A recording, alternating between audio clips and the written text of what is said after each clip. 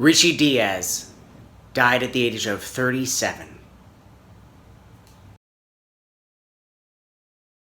When we reached out to you, you told us something that we were not expecting at the time, because we were just checking up to see what you were, where are you now, how are you doing now?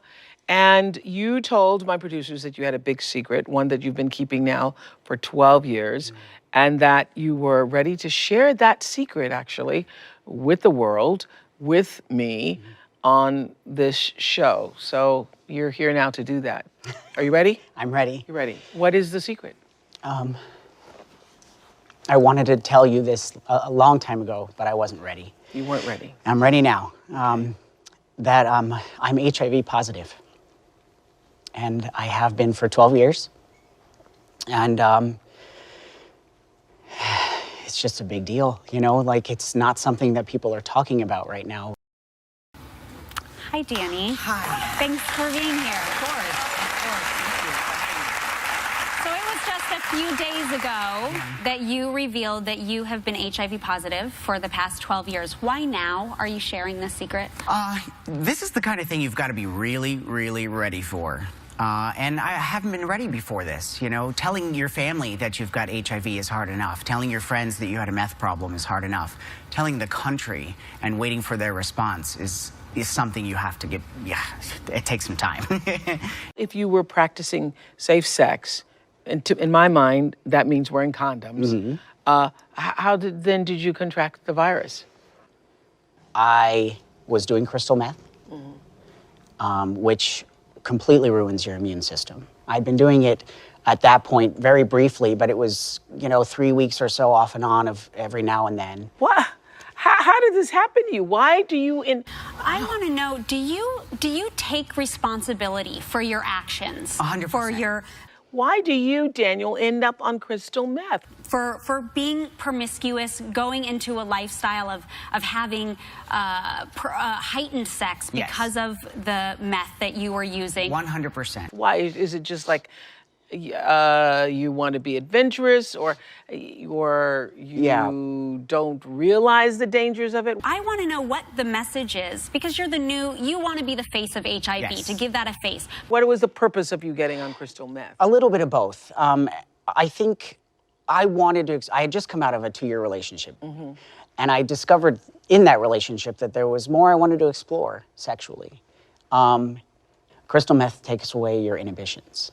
You have no limits. Yeah. And if you want to explore that adventurous side, taking the drug is gonna put you there. And the reasons you start doing it are Does it make you more numerous. sexual or something? Heightened, very, very heightened. Yeah. Yeah. Okay. But it also, So you were experimenting with that? I was experimenting, and believe it or not, I thought that I was being safe in that encounter. I know exactly when it happened. I truly thought I was being safe, and obviously I wasn't. So just paint a picture for me. You're doing crystal meth, then you just like sort of have swinging from the chandeliers, having sex for days.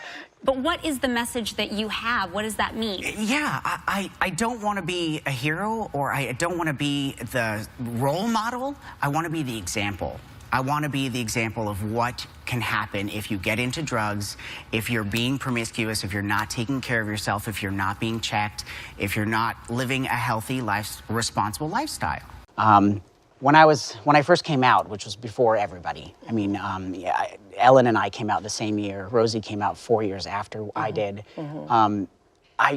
I missed the opportunity to be a beacon of light for gay kids who were going through what I was going through. Because I was outed, it wasn't by choice. Quit my job, I'm taking a year off, and I'm gonna sort of call it the Beacon of Light Tour, and I'm gonna literally, if I have to, I'll go from pride to pride around the country to try to get my community to say, let's get our crap together. Yeah. This is not okay with me. Yeah, I know it's hard for you, Alyssa. You worked with him for so many years. You grew up together. I hate that it took him so long to feel comfortable, but I'm so glad that he is able to express himself now, and I guarantee you he will change so many lives. And I'm so grateful that this disease is now being discussed again, because it feels like there was such a long time that it wasn't. And he is a beacon of light, and he will be.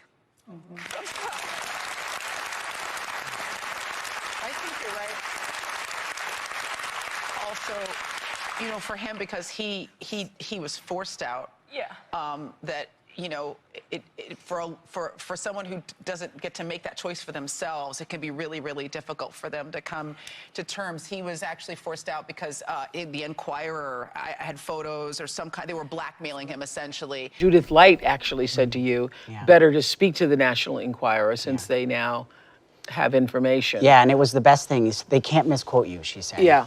And as long as you give really responsible and mature answers, it can't be a bad article. Yeah. And believe it or not, the National Enquirer actually did a really fantastic, heartwarming article about it. I was shocked. Yeah, and you felt good about having done that. Great about doing it, yes. So when were you diagnosed as HIV positive? 12 years ago. March 2003. I was living in New York at the time, and completely clueless to the idea that I was positive. I went in for a regular checkup. You know, as a responsible gay man, you're getting an HIV test done every 6 months. It was just a regular blood work. You go in and, you know, you sort of waited 2 weeks on pins and needles, or at least I did, because I was just terrified of the idea of getting HIV. But tell me this. Can you tell us about the day you found out you were HIV positive? Oh man, I was working as a talent assistant here in New York. I was on my lunch break. It was my regular old 6-month checkup. I had no idea. Went to the doctor's office and got the news. Walked back to work. Spent another 6 hours doing talent agent stuff. And went home and cried, you know? Yeah, it's that moment. So once you knew you were HIV positive, did you continue having sex with other people? Yeah. Other men. Yeah, you know, you sort of, you take a break, you think, I don't know what to do now. Did you think it was the end of a lifestyle? Was it a death sentence? Was it changing your life? What was it? A combination. I mean, even though at the time I was smart enough to know it's not a death sentence, it still is something that I will be dealing with for the rest of my life. And what I vowed at that time was that I wasn't going to be the guy who gave it to me. And I never became that guy. Because the guy who gave it to you didn't tell you he had it. No, Right. And he was very likely not on any HIV medications, so his viral load was very high. Is that guy still alive? I don't know, but I'm pretty sure he's probably not. You think you'll check and find out? Was there a way for you to find out? No, No, there's no way to know. I don't know his name. Wow. Yeah, it's one of those things, you know. I regret that. I regret not knowing that because that person has completely changed my life. And you're on medication? I am, yes, yeah. And you're also married? I am, yes, he's here. I have a question for your husband. Please tell me if this is too personal. Hi, I have a question for you, and please tell me if this is too personal. You guys have been together for 3.5 years. Do you guys have protected or unprotected sex? Can I know? Is that too? That's a lot. That's a lot. Well, I mean, the question is we're married, and you try not to have limits in your marriage, right? But there have to be limits for us. Have we always been 100% safe? No, but I'm undetectable. And that means that it's really hard for me to give it to him. So we're okay with that. We have that understanding that I'm taking care of myself, he's taking care of himself. I lived through the beginning of AIDS being introduced in this country in the 80s. We've come such a long way from there. Oh, yeah. Oh, yeah. Even in 2003, Magic Johnson's already announced. And so we don't feel that it's the death sentence that it was back in the 80s or the 90s or before there were, ARVs. Yeah.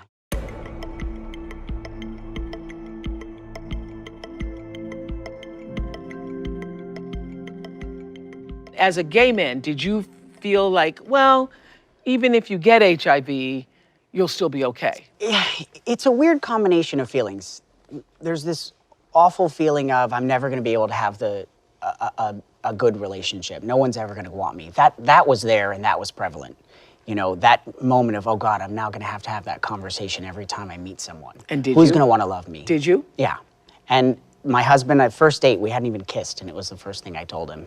The first thing he said was, I'm not scared of it at all.